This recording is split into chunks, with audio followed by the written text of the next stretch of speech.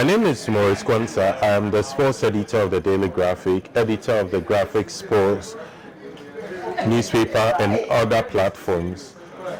Ghana is a very strong sporting nation, very strong in football, boxing, track and field, and other disciplines.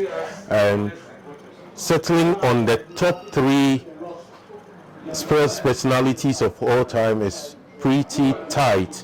But I will start from bottom up. My 3rd best of all time is Charles Kumi Gyamfi, famously known as Coach C.K. Gyamfi. I picked Coach C.K. Gyamfi because he was a former Black Stars player, and his biggest contribution to Ghana football was in the area of coaching. He was the first Ghanaian to play professional football in Europe. He played early 60s for German side Fortuna Düsseldorf. That opened the gates for others to follow. But at the twilight of his playing career, Ghana's first president, Osagyefo Dr. Kwame Nkrumah, asked him to go on a coaching course because he wanted him to be the face of the national team.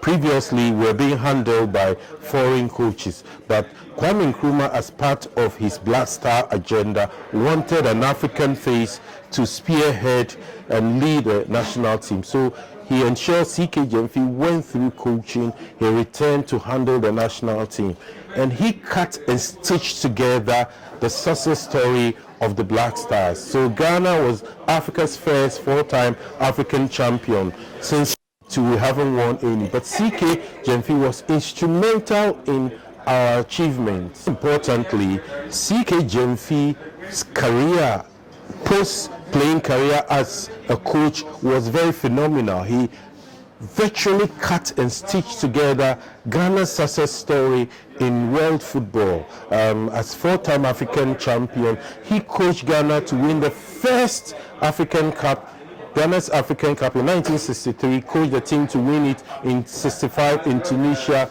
1978, Ghana hosted and won the 3rd AFCON. He was part of the technical team as the team manager. And then the 4th title in Libya in 1982, he was the front man, and so he had an eye for talent. That's why even he picked a 16-year-old Abedi Pele, who later became one of Ghana's finest footballers of all time. He groomed some of the top coaches who later took over the mantle. But his exploits went beyond the shores of Ghana. He played for Hearts of Oak, went to Germany, but as a coach, he played a pivotal role in shaping the careers of some of Africa's finest coaches in other countries. He served on the Confederation of African Football, the technical committee.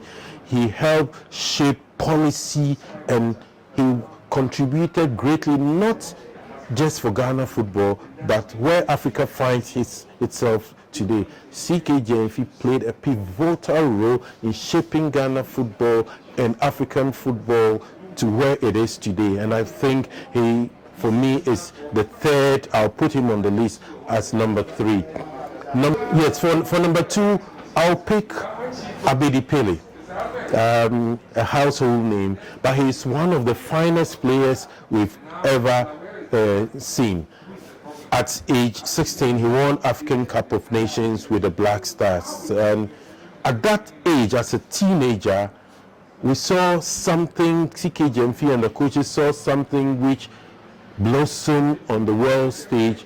He was he flew Africa's standard in Europe, one of the leading lights in Europe, late 80s and particularly in the early 90s. He was a 3-time African Footballer of the Year.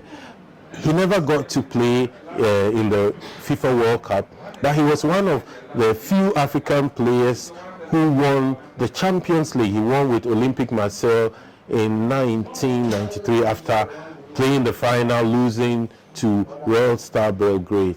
And he transitioned after being one of the world's finest players. I remember when at the turn of this century, when they were choosing Africa's players of the century. I think he came in third after George Weah, Roger Miller, and number 3 was Abedi Pele. So it tells you how high up he was. And beyond, after he retired, he played a major role in FIFA. He served on various FIFA committees. He worked with the Confederation of African Football, and he played a role in South Africa's bid to get the first World Cup in South Africa, and he played a very influential role in that. And then back home, after he retired, he set up his own club, Nani AFC. They are in Division 1. But I remember in 2011, they were the super champions. They won the FA Cup, beat Asante Kotoko. They beat Bekum Chelsea to win the Super Cup. But he's grooming players for the next generation, working behind the scenes. And we're seeing some of his handiwork in his own children, Andre Ayew, Jordan Ayew, and to some extent Rahim Ayew and Abedi Pele. They come no better than him. But if you ask me, my number one pick as all-time greatest Ghanaian sportsman, I'll go for Azumah Nelson. Somehow, maybe out of the top 3, I may pick somebody on the borderline. Maybe if you gave me the luxury of choosing I'll pick Cecil Jones or Tukwe Fio. We to call him Sir Cecil, one of the finest footballers of his era. He played for Accra Great Olympics, and then he won 2 AFCON titles with Ghana. He played in 3 AFCON finals, but in coaching, he was a legend.